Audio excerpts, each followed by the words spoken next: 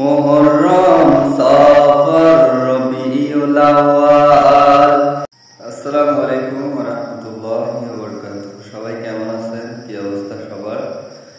আজকে একটা শিক্ষণীয় বিষয় নিয়ে আলোচনা করব, যেটা আমাদের প্রত্যেক মুসলমানদের জানা প্রয়োজন। সেজন্য আমি এটা আলোচনা করব আজকে। সবাই পুরো ভিডিও দেখবেন। এই ভিডিওর মাধ্যমে হয়তো আপনিও শিখে দিতে পারবেন বিষয়টা। সবার আসলে এটা জানা থাকা প্রয়োজন।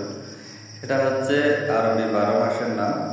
আমরা অনেকে আরবি 12 মাসের নাম জানি না, সেজন্য সবাইকে এমন একটা সিস্টেম শিখিয়ে দিব, এটার মাধ্যমে সবাই আরবি 12 মাসের নাম শিখতে পারবেন। আমিও এটার মাধ্যমে শিখেছি। লেখক অনেক সুন্দর করে লিখে দিয়েছেন আপনি কিভাবে আরবি 12 মাসের নামটা শিখতে পারবেন। আসলে আমরা বাংলা 12 মাসের নাম এবং ইংরেজি 12 মাসের নাম সবাই পারি, কিন্তু আমাদের মুসলমানদের উচিত, প্রত্যেক মুসলমানদের উচিত সবাই আরবি 12 মাসের নামটা মনে রাখা। সেই জন্য সবাই কিভাবে শিখতে পারেন সেটা এখন আপনাদের সামনে আমি পড়ে শোনাবো।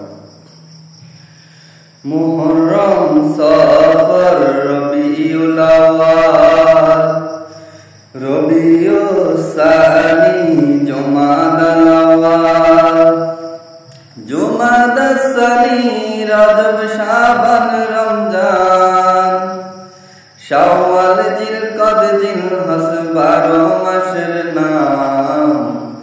জেনে রেখো, মনে রেখো, ওহে মুসলমান। আমি কিন্তু 12 মাসের নাম বলে ফেলছি, আপনারা খেয়াল করছেন কিনা জানি না। এই গজলটার মাধ্যমে আমরা আরবি 12 মাসের নামটা শিখা একদম সহজ। তো সেই জন্য সবাই যদি পারি এক লাইন এই গজলটা শিখলে আমাদের আরবি 12 মাসের নামটা শিখা হয়ে যাবে। আমি আপনাদেরকে আবার বলছি। মুহররম, সফর, রবিউল আউয়াল, রবিউস সানি, জুমাদাল আউয়াল, জুমাদাস সানি, রজব, শাবান, রমজান, শাওয়াল, জিলকদ, জিলহজ, 12 মাসের নাম। জেনে রেখো, মনে রেখো, ওহে মুসলমান। জেনে রেখো, মনে রেখো, ওহে মুসলমান।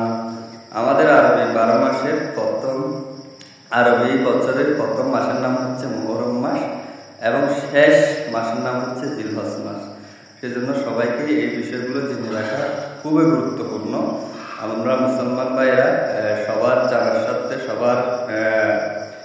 সবার প্রয়োজন আছে। ভিডিওটা সবাই একটু যদি পারে ভিডিওটা শেয়ার করে সবার মাঝে ছড়িয়ে দিব ইনশাআল্লাহ। এই ভিডিওটার মাধ্যমে সবাই হয়তো সবাই না হোক কিছু ভাইয়েরা হয়তো আমল করবে, আমল করে আরবি 12 মাসের নামটা শিখে যাবে। সেজন্য সবাই যদি পারি ভিডিওটা শেয়ার করে সবার মাঝে ছড়িয়ে দিব। আসসালামু আলাইকুম।